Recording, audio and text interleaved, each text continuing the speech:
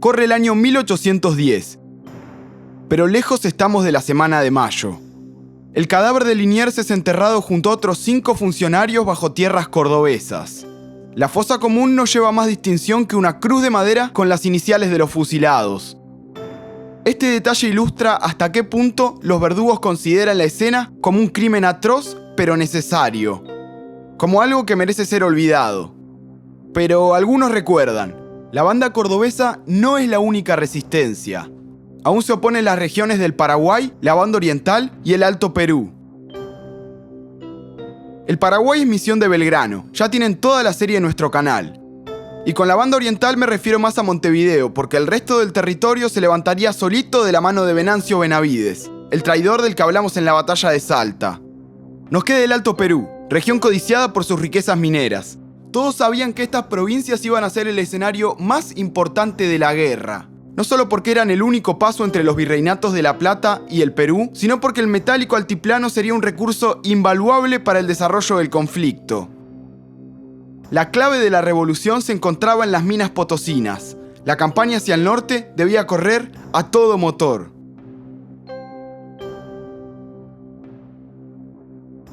Mientras Castelli levanta un ejército en Jujuy, Balcarce hace las primeras incursiones hacia el altiplano altoperuano. Sin embargo, a la vanguardia ya le tocó retroceder. En el combate de Cotagaita, el coronel Córdoba y Rojas aprovechó la trinchera natural que ofrecía el río Santiago para plantar una defensa formidable. Tan solo 3 horas de pólvora después, los revolucionarios eran rechazados. Ahora Balcarce debe desandarlo galopado con la caballería de Córdoba mordiéndole los talones. El español lo persigue confiado. La falta de mulas le obliga a regalar la ventaja de una retirada tranquila, pero en Cotagaita tuvo la oportunidad de observar a las claras el dispositivo patriota. No está impresionado. Menos de 700 soldados y solo 2 piezas de artillería de poco calibre. Y más importante, a juzgar por la desprolijidad del ataque y la falta de uniformes, la amenaza se parece más a un grupo miliciano que a un ejército regular. En este estado, los insurgentes son presa fácil. Las sospechas se confirman al llegar a Tupiza. Córdoba interroga a los locales y averigua que los patriotas habían abandonado esa misma plaza hace tan solo 20 horas atrás. Los tupiceños informan que muchos rebeldes van descalzos y que el estado anímico de la tropa se refleja en las deserciones. Córdoba se prepara para retomar la marcha. Sabe que lleva las de ganar. Debe alcanzar a la vanguardia patriota y liquidarla antes de su encuentro con Castelli. Batir por separado a los verdugos de Liniers y abrirse paso por el interior del virreinato para liquidar a la rebelde Buenos Aires. La contrarrevolución viene a saldar las cuentas.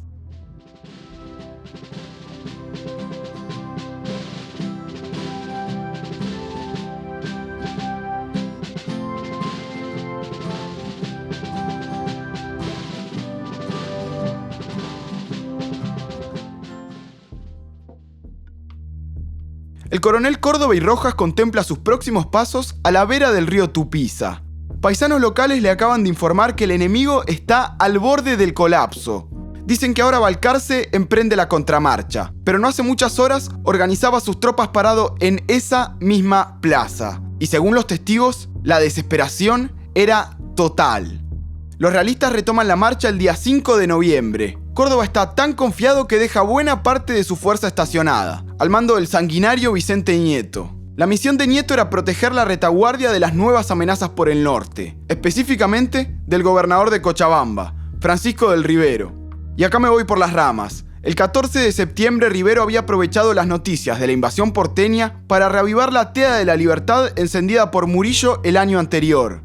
Ya tocamos el tema en la batalla de Huaki. La región altoperuana tenía un largo historial de levantamientos locales, mucho más que la rioplatense.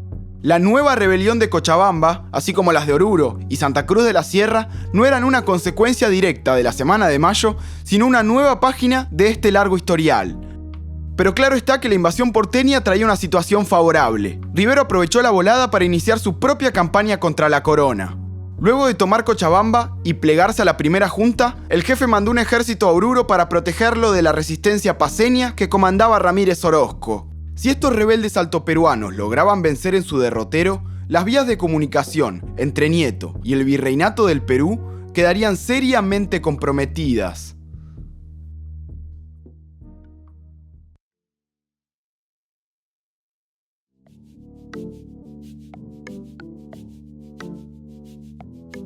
Al arribar al pueblo de Nazareno, Córdoba recibe noticias de la caballería adelantada. Los rebeldes esperan del otro lado del río. Al parecer van a utilizar el vado como línea defensiva. Pero ya cómo están parados denota la falta de hombres entre sus filas. A diferencia del Santiago, el río Suipacha no ofrece una gran posición defensiva. No tiene profundidad, ni grandes piedras para guarecerse, ni la pendiente a su favor. Lo más lógico sería plantar la defensa del otro lado del río, donde se abre una explanada en forma de pampa que por lo menos permite ofrecer un combate en regla. Pero todo indica que los patriotas no tienen los números para ofrecer tal combate. Por eso se esconden del otro lado del río. Y por eso vienen corriendo como gallina en Mar del Plata. Los pocos gauchos que se asoman para ver el campo parecen más preocupados por asegurar una vía de escape que por el encuentro que se avecina. Córdoba está convencido. El enemigo no tiene los números. Da un último vistazo al río y retorna a su campamento. Una vez en la plaza, manda a sus oficiales a izar la bandera de la muerte, símbolo internacional de la lucha sin cuartel, sin piedad y sin prisioneros. Este es un mensaje directo para las tropas de Balcarce. Sabe que observan su campamento y busca meter miedo. Tal vez exponiendo las consecuencias de sus acciones, logre desmoralizarlos antes del combate. Deja pasar la noche para que se corra la bola. Los realistas van a por todo.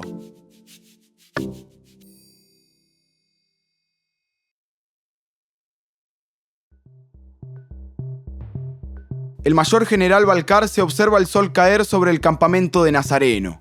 Una bandera negra se impone a lo alto del mástil de la plaza. Flamea para atemorizarlo. Dos huesos cruzados anuncian una lucha sin cuartel. Y por encima, la calavera de la muerte parece mirarlo a los ojos. Fijo, como si le estuviera echando en cara la masacre que se avecina. Busca intimidarlo. Lo está invitando a desistir. Pero Balcarce no se doblega. Le sostiene la mirada. Es más, juega de guapo y le contesta con una sonrisa. Porque lo que no sabía este pedazo de tela, ni el coronel que la había enarbolado, era que nuestro Balcarce tenía un plan. Un plan que venía tramando desde la retirada en Cotagaita y que recién ahora podía poner en acción. Lo único que anuncia la fatídica bandera es que Balcarce tiene a los realistas justo donde los quiere, confiados y desadvertidos. Y en eso se basa su estrategia. Sabe que el enemigo corre con ventaja numérica, anímica y material. Pero en vez de desesperar, decide usarlo a su favor. La idea es más simple de lo que parece. Reforzarse en secreto y exagerar sus debilidades. Ya mencioné que en Tupiza fue un grupo de locales quienes informaron a Córdoba del escape hacia Suipacha. Lo que nunca sospechó el español era que los testigos habían sido implantados por el mismísimo Balcarce. Y lo mismo hizo en Nazareno. Apenas arribó la caballería enemiga, el patriota mandó un paisano local a cruzar el río para dar falsa información. Aclaro que no es falsa información eso de que Balcarce está en completa desventaja. Su ejército está realmente desmejorado. Carece de hombres, agua y municiones. Nadie podría decir que está bien parado, pero lo que intenta Balcarce es mostrarse aún peor. Y más importante, esconder las mejoras. La noche del 6 arribaron 200 soldados de refuerzo enviados por Castelli. Balcarce ordenó que la llegada de estas tropas se efectuara con el máximo sigilo. Los soldados marcharon a pie y en silencio de misa. Con este refuerzo también llegaban municiones, agua, comida y el press para las tropas. Se podrán imaginar que tener la panza y los bolsillos llenos mejoraba notablemente el ánimo en las barracas. Y más aún ver que su líder tenía una estrategia en mente a pesar de las inquietudes. Balcarce era de los pocos porteños de la revolución que tenía experiencia militar. Su padre era oficial de Blandengues, y él comenzó la carrera a una edad tan temprana como los 13 años. Sus ídolos siempre usaron charretera. La sangre castrense corría en sus venas. La coreografía que trazó era la coronación de este sofisticado juego del gato y el ratón que venía jugando con Córdoba y Rojas desde el encuentro en Cotagaita. Una emboscada. El jefe se pasó toda su estadía en Suipacha inspeccionando el campo de batalla. Recorrió cada rincón del escenario, incluyendo los cerros aledaños. Y una vez tuvo el panorama completo, plantó la defensa acorde a las necesidades. Balcarce colocó sus tropas en pelotones distribuidos a lo largo de toda la quebrada de Choroya, siempre teniendo en cuenta que sus enemigos iban a cruzar el río por el vado a su derecha, por lo que sus hombres debían quedar parapetados a la vista de ese cruce. La única fuerza que quedaba a la vista del enemigo sería una partida miliciana de unos 200 hombres. No encontré data tan certera sobre esta partida, pero puedo asegurar dos cosas. Que no todos los gauchos iban a caballo y que en ella se encontraba el gran Miguel de Güemes. No estoy seguro de que Güemes comandara esta partida, pero solo por el bien de la narración voy a ponerlo a la cabeza. Es importante aclararlo porque estos no son los infernales ni nada por el estilo. Son una partida de gauchos salteños, muchos veteranos, pero nada profesional. La mañana siguiente los de Córdoba salieron a presentarse sobre el campo. La posición que eligieron era un tanto extraña. Se colocaron frente al río aprovechando un cerro menor.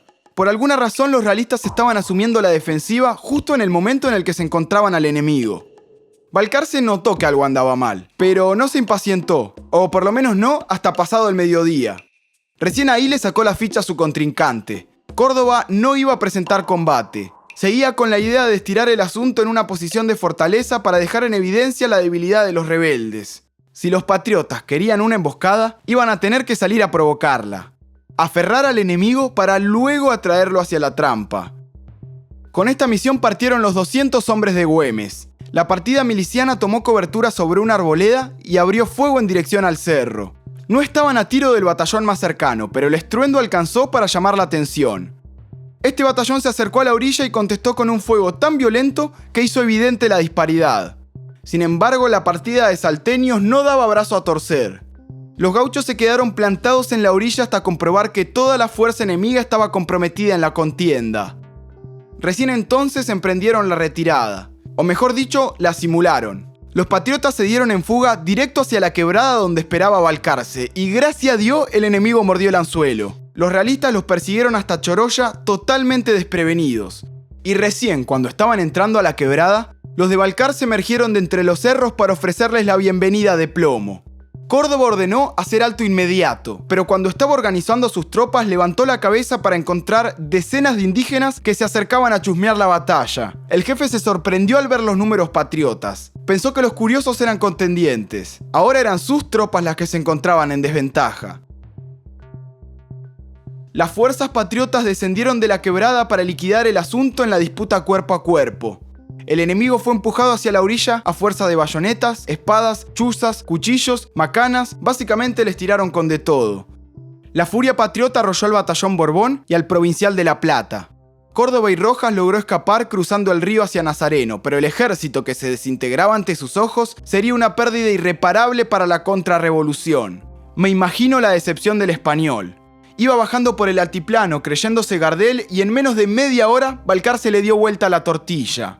Sus tropas se fugaron del campo en completo desorden. Las piezas de artillería quedaron tiradas por ahí, y los gauchos de la orilla arengando por la victoria. Y no era para menos, era la primera victoria en armas de la causa de Mayo.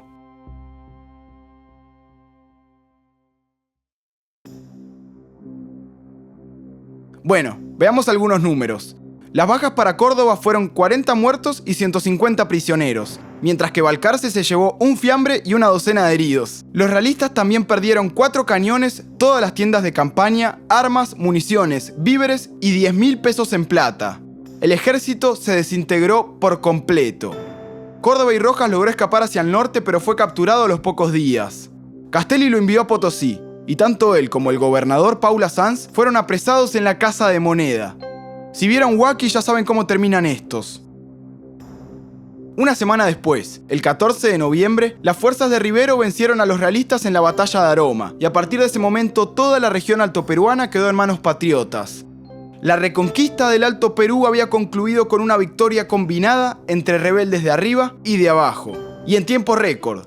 Ahora solo quedaba ponerse de acuerdo para enfrentarse al vecino más cercano, el poderoso Virreinato del Perú.